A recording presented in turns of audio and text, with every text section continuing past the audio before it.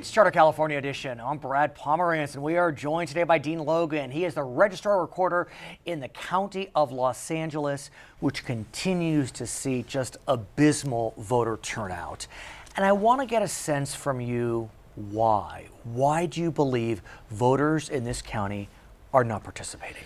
Well, I think that a lot of people are asking that question, and I think that I guess my response to that is there's not one single reason for that. I think it's a combination of things, and we're all trying to get our hands around that, and I think it's a great conversation that needs to continue. Some of it, I think, has to do with simply the size and the complexity of Los Angeles County as a jurisdiction. We have such broad representation of socioeconomic status, ethnic diversity, and we have all these different communities that are wrapped up in LA County. We have a population that's on the move constantly. We have a lot of turnover in terms of our population. People who live in one place but work in different places, so there's commuting factors. Are voter registration numbers low compared to other counties as well? Not particularly. I think the one place where we do see a kind of an anomaly with Los Angeles County is we have a lower percentage of our voters who are registered as permanent vote-by-mail voters. So a lot of people focus on that. I'm not sure that that's all that huge of a factor in the turnout. I think turnout really, if you start looking at it, turnout has more to do with when people feel like their vote makes a difference. And let's talk about that, because we've seen examples over the last few months and years where it is clear that every vote counts. In San Gabriel, very recently, there is a tie right now in a city council race. We know in June of 2014, Betty Yee is now the controller of this state. She won her slot in the primary by 1/100th of a percent, under 500 votes statewide. Kamala Harris, who's our Attorney General, some see her as the front runner for U.S. Senate. I'm just saying that's what some are saying. She barely won her race in 2010, went to recount. Votes do matter. They do matter, and I think the challenge that's before us is leveraging those contests where we can demonstrate statistically that every vote counts, but also we have to get to the point where people see that has meaning, that if you had voted for Kamala Harris versus Steve Cooley in that contest, that it would have had meaning for you as an individual voter. So there's that motivation factor, and I think that's where there's a lot of research. I just came back from a meeting in DC where people are looking closely at. So there's the mechanics of how elections are run, but then there's that third-party intervention of who is it that motivates you to feel like your vote makes a difference? Is it a member of your family? Our friends at NALEO have done some research on that. Interesting, their research shows the single most influential person in their communities is if your mom tells you to vote. Regardless of age. Regardless of age. Interesting statistic. But I think the point being that we have to get to that intangible of why is it that an individual feels like their vote's going to make a difference. Let me give you my anecdote, and it's just my personal experience. So I live above Culver City. In 2013, a sitting Senator, Curran Price, opted to run for LA City Council. That triggered special elections for his California State Senate seat and then a California Assembly seat. Simultaneously, we had a school board special, I think, going on. Yes, I mean, I literally was getting a ballot it felt like every 6-8 weeks. Well, and compound that with, in that area where we have the overlap of LA City and they run their own elections, and LA County. In some cases, you were getting a sample ballot from my office.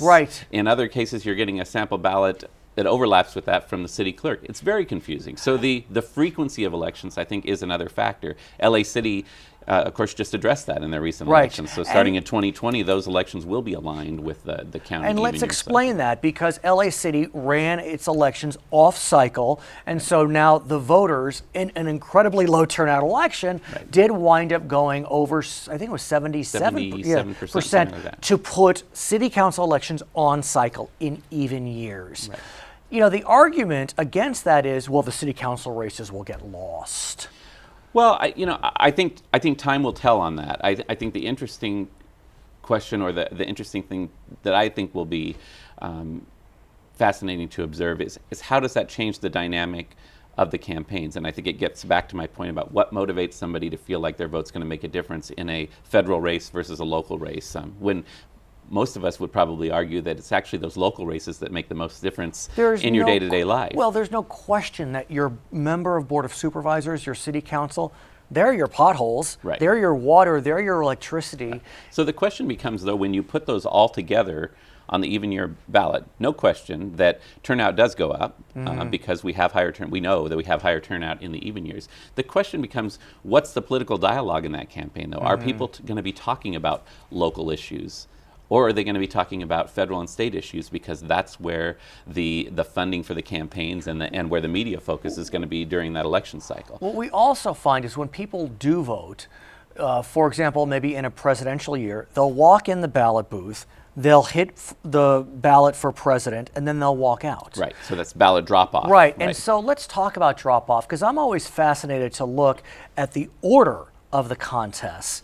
And, you know, I used to be a lawyer, so God bless judges, but I always find it interesting that the judges tend to get pretty high ballot placement.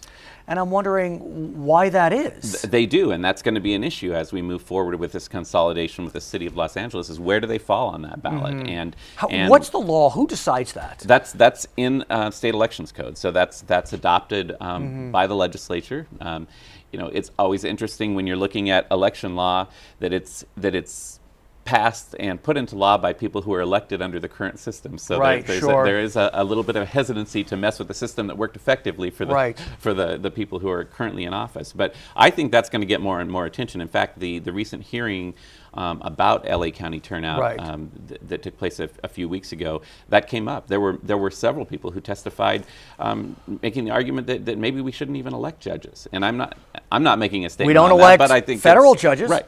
Right. I mean, that's clear. Yeah. Oregon recently engaged in a grand experiment, although I guess it's not an experiment because it's moving forward, automatic voter registration. Right. Explain what you know about Oregon. Well, I'm actually very excited about that because I think it will be great to watch that, and I think it has the potential to be a model that California and other states can look at. What Oregon has done is they've said, look, we've done the statistics and we show that I think 90+% of eligible registered voters are on our DMV file.